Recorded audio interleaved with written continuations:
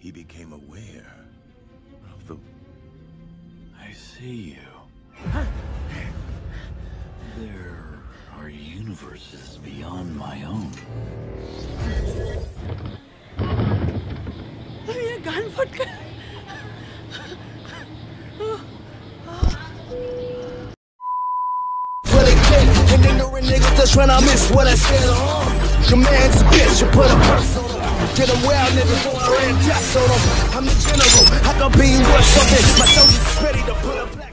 What if के episodes के अंदर हमें काफी सारी एपिक फीट्स देखने को मिली काफी सारे कैरेक्टर्स की, चाहे वो बात हो शैरन कार्टर की स्ट्रेंथ की, थोर की लाइटनिंग की या फिर इन्फिनिटी स्टोन्स के साथ मौजूद अल्ट्रॉन की। लेकिन इन सब के बावजूद जिस कैरेक्टर ने हमें सबसे ज्यादा हैरान किया वो था सुप्रीम स्ट्रेंज, जो कि व्हाट इफ के एपिसोड नंबर 4 के अंदर हमें दिखाई दिया था, जिसने क्रिस्टीन को वापस जिंदा करने के लिए क्या कुछ नहीं किया।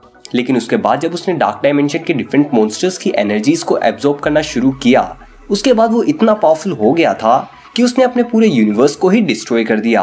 हालांकि उसने ये सब अनजाने में किया, लेकिन फिर भी उसने एक ऐसे पैराडॉक्स को क्रिएट कर दिया था जिसकी वजह से उसका यूनिवर्स डिस्ट्रॉय हो गया। और इस चीज को कंपेंसेट करते हुए उसने व्हाट इफ के एपिसोड 9 के अंदर ना सिर्फ एक यूनिवर्स बल्कि काउंटलेस यूनिवर्सेस वाले मल्टीवर्स को बचा लिया with the help of guardians of the multiverse. वैसे गार्डियंस ऑफ द मल्टीवर्स के अंदर पूरी तरह से स्ट्रेंथ डॉक्टर स्ट्रेंज की यूज हुई थी। पिटाई नहीं, सुताई हुई हमारी सुताई। तो हे गाइस, कैसे हैं आप लोग? मेरा नाम है दीपक और आज की इस वीडियो के अंदर मैं सुप्रीम स्ट्रेंज के बारे में ही बात करने वाला हूँ, क्योंकि इतनी सारी एपिक फीट्स के साथ वो फिलहाल सबसे ज्यादा पावरफुल अवेंजर के तौर पर हमें नजर आ रहा है। और जैसा कि मैंने अपनी टॉप 10 मोस्ट पावरफुल अवेंजर्स वाली वीडियो के अंदर कहा ही था कि एमसीयू के अंदर अभी भी मोस्ट पावरफुल पोटेंशियल अवेंजर है डॉक्टर स्ट्रेंज। हालांकि काफी सारे लोग थोर, कैप्टन मार्वल या फिर स्कारलेट विच को नंबर 1 रैंक पर मानते हैं, लेकिन उस वीडियो के अंदर मैंने डॉक्टर स्ट्रेंज को नंबर 1 के ऊपर मेंशन किया था। और वो तो तब जब हम डॉक्टर स्ट्रेंज के उस वर्जन को कंसीडर करें जो कि हमें सेक्रेट टाइमलाइन के अंदर एमसीयू के अंदर देखने को मिला था। बट क्योंकि व्हाट इफ के अंदर सब कुछ एनिमेटेड ही हमें देखने को मिला, तो उस वजह से इस कैरेक्टर की पावर्स की लिमिट्स को काफी ज्यादा अच्छे तरीके से दिखाया गया। तो नो डाउट सुप्रीम स्ट्रेंज उन सभी अवेंजर्स में से सबसे ज्यादा पावरफुल है जो कि अभी तक हमें मार्वल सिनेमैटिक यूनिवर्स के अंदर देखने को मिले हैं।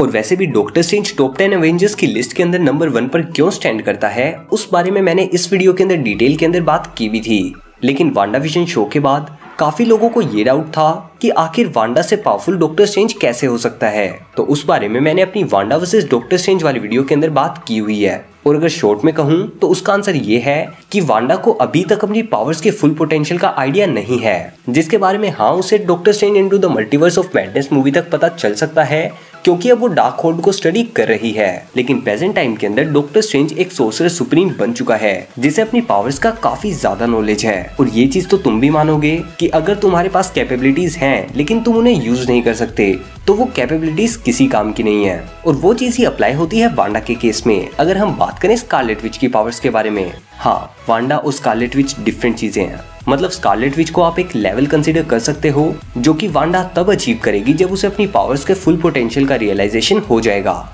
और इन सभी पावर लेवल्स के बारे में थोड़ा और भी डिटेल के अंदर जानने के लिए आप ये वाली दोनों वीडियोस चेकआउट कर सकते हो। और वैसे भी इस डॉक्टर स्ट्रेंज को इंट्रोड्यूस तो किया था एक इविल फॉर्म के अंदर, क्योंकि इसने अपने यूनिवर्स को ही डिस्ट्रॉय कर दिया था। अब माना कि वो चीज अनइंटेंशनल थी, लेकिन उसने यूनिवर्स तो डिस्ट्रॉय किया ही।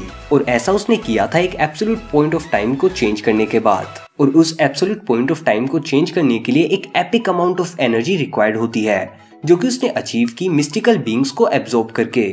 और उन सभी को एब्जॉर्ब करके वो इतना ज्यादा पावरफुल हो चुका था कि नॉर्मल डॉक्टर स्ट्रेंज को तो उसने बड़ी ही आसानी से हरा दिया था।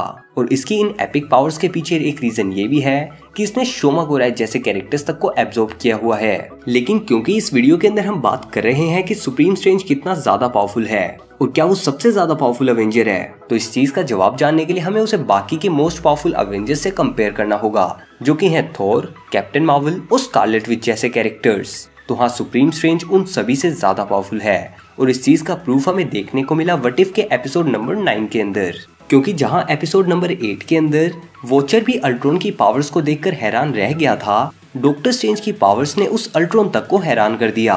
और भाई सही में सुप्रीम स्ट्रेंज ने ना सिर्फ अल्ट्रॉन बल्कि हम सभी को भी हैरान करके रख दिया था। एक तो उसका प्रोटेक्शन स्पेल था जिसने बाकी सभी गार्डियंस ऑफ द मल्टीवर्स को अल्ट्रॉन की पावर्स से बचाए रखा, वरना जैसा कि अल्ट्रॉन ने इस एपिसोड के अंदर मेंशन भी किया था, उसने ऐसे ना जाने कितने अवेंजर्स को कितनी बार मारा होगा। ये तो सिर्फ सुप्रीम स्ट्रेंज का स्पेल था जिसकी वजह से वो सभी इतनी देर टिक पाए।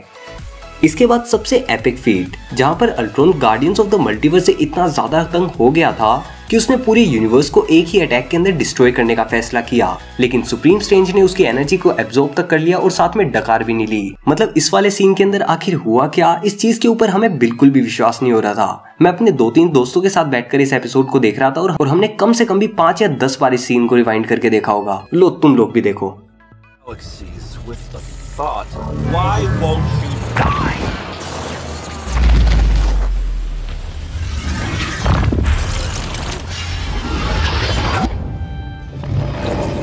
Wait, what?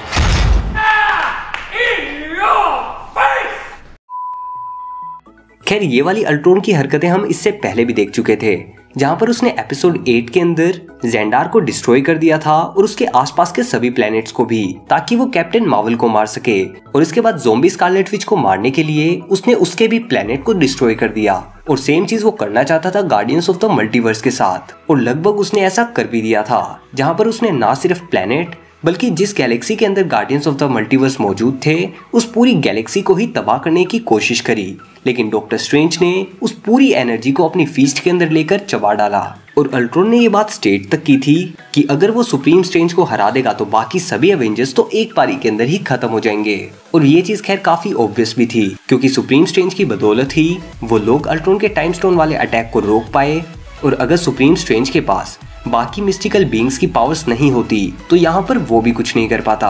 और 300 से 400 सालों तक इतने सारे मिस्टिकल बीइंग्स की पावर्स को एब्जॉर्ब करने के बाद सुप्रीम स्ट्रेंज इतना पावरफुल तो हो ही गया था। और यार तुम लोग खुद सोच के देखो कि गार्डियंस ऑफ द मल्टीवर्स की टीम को क्रिएट किया था वॉचर ने, जो कि पूरे मल्टीवर्स के डिफरेंट हीरोज को ऑब्जर्व करता रहता है। तो अगर उसके गार्डियंस ऑफ द मल्टीवर्स के अंदर सभी इतने ज्यादा पावरफुल कैरेक्टर्स थे, और जैसा कि हमने एपिसोड के अंदर देखा कि डॉक्टर स्ट्रेंज की पावर्स के आसपास भी कोई नहीं आ रहा था, तो इस चीज से मैं तो यही कंक्लूड करूंगा कि पूरे मल्टीवर्स के अंदर supreme strange one of the most powerful beings में से एक है। खैर ये तो था मेरा ओपिनियन, आपका इस बारे में क्या मानना है नीचे कमेंट्स के अंदर मेरे साथ अपना ओपिनियन जरूर शेयर करना।